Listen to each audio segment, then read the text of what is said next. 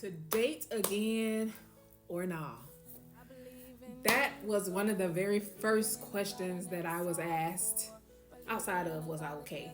Um, Last year in July, maybe early August, when I finally started telling my family that I was not getting married. I considered it and it made me think, do I want to date again? I didn't date anybody for a long time, like a long time. So it took me some time to even get to that point to where I would even consider getting back inside of the dating arena because it is so different, y'all. It is so different from years ago. And I know with, new things, the world is changing, new technology. It has had an effect on the world in general. So it has changed a lot of things. The dating world is one of them. Um, but what I have gained from um, this last relationship was not to be so hard on myself. I really, really, really beat myself up a great deal inside of it. Well, I blame myself for a lot. And I concluded, or I kept beating myself up with this. Well, maybe you just were not ready. But I'm like, well, my gosh, it's been over 6 years. At what point will I ever be ready? And maybe that wasn't it at all. Maybe that just was not the relationship for me. But it has caused me to go back to that statement. Will I date again? And the answer is yes, I will, if and when the Lord allows that chance. I will.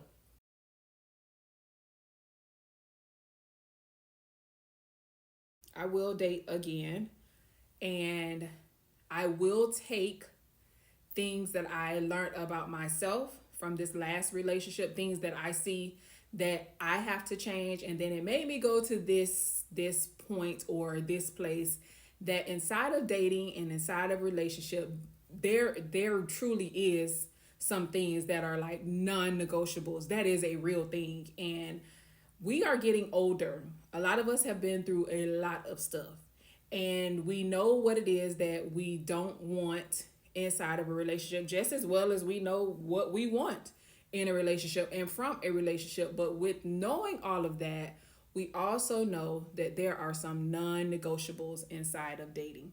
Now, I'm a firm believer, even though I have not always been the best at it, I'm a firm believer in setting boundaries and sticking to your morals. Set boundaries inside of relationships, and the boundaries aren't necessarily to hurt anyone, it's more so to protect you as the individual as well as the person you're dating. You want to set some boundaries in place to protect the relationship if you value it, if you want it to work. Set those boundaries and stick to your morals. I have never been a serial dater. You can ask my family, they can probably count on one hand how many people I have ever brought home. Whenever I was in relationships, it was for the long haul, it was for long term. I didn't jump from relationship to relationship, and yeah, I didn't do that. Now, I'm not knocking you. If that's what you do, then that's fine with me. I'm saying for myself, I have never been a serial dater. I have tried to take time in between relationships, and I feel like that is so very necessary. That is so very vital, not just for women, but anybody. You should take some time in between relationships to get yourself together. Work on those things or those habits that could have helped destroy or end the previous relationship or past relationships. Take that time in between relationships to work on yourself. It is never a great idea to jump from relationship to relationship, because at no point are you giving yourself an opportunity to work on yourself. You're not giving yourself a chance to even just seek God in those in between relationship times. If you don't take the time to change those things about you, you're going to keep taking them into every relationship that you go into. Every relationship. So bad habits that was in one relationship, if you don't identify those bad habits or change them, they're going into the next relationship with you. So there are possibly three, maybe two or three things that I specifically picked up on in the way that I date or in how I am inside of relationships.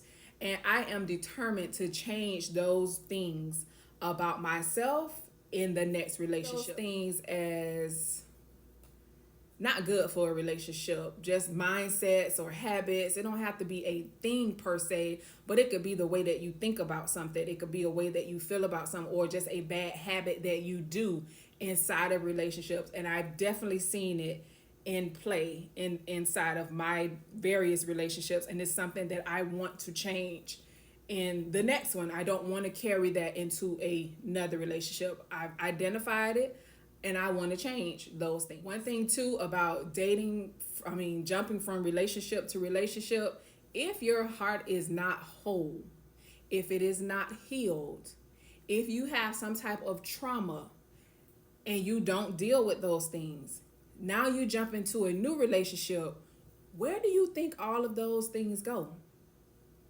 They're coming with you.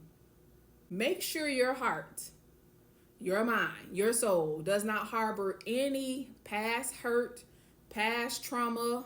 Make sure all of that stuff, past games, make sure all of that stuff has been dealt with before you enter a new relationship. We tend to bond inside of trauma or hurt with others, or we identify in others similar things that we've dealt with or are dealing with, or things that are still like just lingering in our life. Too often we identify with others, and once you bond in that and you get in a relationship, it becomes a mess because nobody's healed, nobody's whole. So who's going to help who in the relationship if you both got some trauma?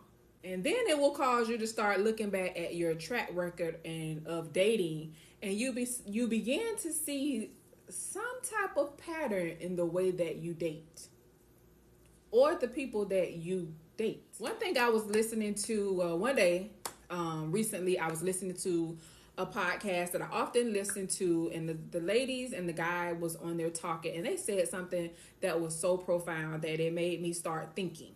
And the one lady, so I want y'all to know, I'm not talking about myself before y'all jump in my comments and all of that. I'm not talking about myself. I heard this on a podcast, okay? So she was saying, for her, she said one thing that she has learned from dating is never fall for the person who pursues you, right? Who always says things like, give me a chance. I promise you I'm not like this, or I'm not like that. I mean, that sounds simple enough, but she was using her, her own life. And she was like, never fall for that person who has to convince you into a relationship with them. And she went on to say that don't fall for the person that says things like, I'm not like the rest that you've dated, and I won't be like anybody you've dated, or, you're different from the people that I've dated. All that jargon that people use. Don't fall for that, because if something is truly genuine, you don't have to convince anybody to go out on a date with you. If the attraction is for real, it will all come naturally, especially if that is who God has for you. That is the person that God has predestined for your paths to cross. It will happen. You never have to campaign for a person's love or attention. And then if you have to persuade somebody into dating you, then that says that you aren't confident in who you are. Confidence is what you know to be real and certain about you. You know what you know, and you rest in it. I know attractions are real, but be certain about who you are first. Be certain about what it is you truly want. Don't have no secret agendas, no hidden motives, no ulterior motives. Don't have any of that. When you see someone that catches your eye and you trust God, that God is going to work on your behalf for that person, trust me, God got a way to make sure you end up with that person. You don't have to persuade anyone to see your heart, to see your value, nor do you have to persuade anybody to see your love. You know what's already in you. And after watching that podcast, or as I continued watching that podcast, it talked some more about relationships and dating. And it came upon this very particular hot topic: rejection. Y'all, rejection don't feel good. It really doesn't. But the way they ministered this on this podcast, it just opened my eyes. They ministered as rejection as being a form of God's redirection. No, it may not be what you wanted or intended to happen in a situation, but the mere fact that that is not happening can simply mean that God is redirecting you into something better, or redirecting you to the path that he would have you to be on. It's his redirection that gets us aligned to where he would have us to be. Whether it be to marry, whether it be to get a new job, whether it be to relocate, everything won't work the way we want it to work. It's God's protection and his redirection as to why it does not always work. Make sure you find peace inside of the redirection. Don't see it as rejection. See it as God's redirection. And even though ending a friendship or a relationship is hard, it hurts, it's tough, and it will, of course, hurt the other person inside of the scenario, or the other people if this is friendship or friendship circle. But you have to consider that you aren't making this decision just for yourself. You are doing it also for the other person. And one final point that this podcast was talking about was that thing called marriage. Yes, we are all hopefully dating to marry. Hopefully we not, well, I'm not going to be out here just dating just to date. The goal is to one day marry that person that I cannot live without. But yeah, they talked about marriage on this podcast, and I could not have agreed with what they said any more than how they said it. I've been married before, so I understood where they were coming from. And the one lady said that marriage, the ceremony of marriage, is glamorized on social media. It's glamorized. Everybody sees the wedding ceremony. Everybody sees the beautiful dresses and all the nice color scheme and the nice venue and the reception and all this stuff. Everybody sees that part and they focus on it, and they think that that is what marriage is. That's not marriage, y'all. That's the ceremony. It's some work that goes into marriage. The real work begins after the ceremony. That's when the marriage begins. It actually begins after the honeymoon, because that's the sweet time. The honeymoon phase, that's the sweet time. The real work comes when now you got to live in the same house with this person. You got to still continue to get to know this person. Hopefully by the time you get to marriage, you have gotten to know them a great deal, but now you're living together, and hopefully you haven't lived together prior to marriage. But if you do, that's your business. That's not mine. But you're learning to live with this other person, see what this person is like, throughout the day, throughout the night. You got to learn, well, they like this, they don't like that. You learn more about them when you live in the house, and then you start having those conflicts. And if you are not prepared for the work after the wedding ceremony, honey, it's going to be a long trip inside of this marriage world, because that is where the real work begins. And this is why it is so important that while in your dating season, you are completely honest with yourself. And ask yourself, ladies, ask yourself, am I prepared to be a wife? Fellas, ask yourself, am I prepared to be somebody's husband?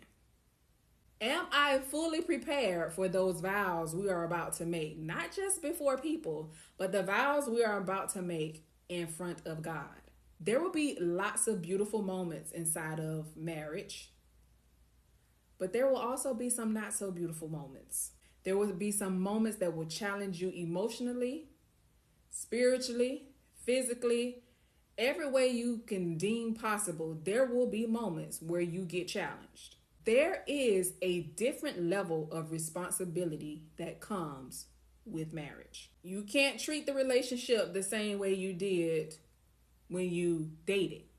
You can't tell them, well, I'm mad at you. You go to your house, I'm gonna go to my house. No, y'all live in the same house. Now, how y'all gonna navigate through this? You can't treat the relationship the same way you did as you were dating, because it's a different level of responsibility and it's a different level of accountability once you get in that marriage. There's a higher level of maturity and responsibility that is definitely needed. You have to be able to operate from a level of servitude. Make sure in your dating season, if the goal is to be married, make sure your dating season prepares you or helps to prepare you for marriage. But even if you are not dating, in your single season, you can work on yourself in a way that will prepare you for the person you have been praying to God about. So you don't just have to be in the dating season to be getting prepared for marriage. You can be in your single season and getting prepared for marriage. You're asking God, what is it that I need to do? What is it I need to work on? What is it about me that I need to change? And you can do that in your single season. You don't need to be in a relationship with anybody to change those things that you see or the things you readily see about yourself. Some stuff you don't even got to ask God to reveal. Some stuff you already know. You know your way. You know your thinking. You know yourself. So some stuff you don't even got to wait for God to reveal. You already know you. In your single season, though, there's some deep spiritual work that you can be doing on yourself, uprooting things that been just laying dormant, things that haven't been challenged in you. Those things, that's the time to work on it while you're single. And working on it in your single season will help you to prepare to be suitable or a suitable helper to the person you will one day marry. The ring in the wedding is cute, but are you ready for the role of a husband or the role of a wife? Because once you enter the marriage world, you can't want something that you have not yet cultivated. You cannot require something now that you yourself aren't. Anything that you require of your partner or your future or one day your spouse, anything you require of your spouse, make sure that you are able, well, I ain't gonna say spouse because I ain't married, so I'm gonna just say your partner, whatever it is you require from your partner, make sure that is something you can also give. Well, I want this from you, but if it's required of you to give to them, that's something you can't give. Make sure whatever it is that you're asking for, you can also give. Now, don't ask me what was the title of that particular podcast. All I know is that podcast really got me to thinking about a lot of stuff, and it brought me back to this question that if God should allow the opportunity, I would give dating another opportunity. I would change some things about myself first before doing so, but I would give dating a chance. Don't give up on love. I will not give up on love because I believe it's out there. I believe it exists. I just think God got a very unique way on how he's going to bring it to my world. But I will and I do plan on dating again. I don't believe in giving up. I believe it does exist for me. When I obtain it, I don't know. But I believe that it does exist. And I look forward to that opportunity. If that's what God should allow, then I look forward to it. So if you're like me, you've, been through some stuff, you haven't had the best of luck inside of dating, don't give up on love. There's somebody out there for you. God has that person specifically created for you. He may not be in the area that you thought he would be. He may not be close by, but there is somebody that God has for you. So whatever you do, don't give up on love. Till next time, y'all be blessed.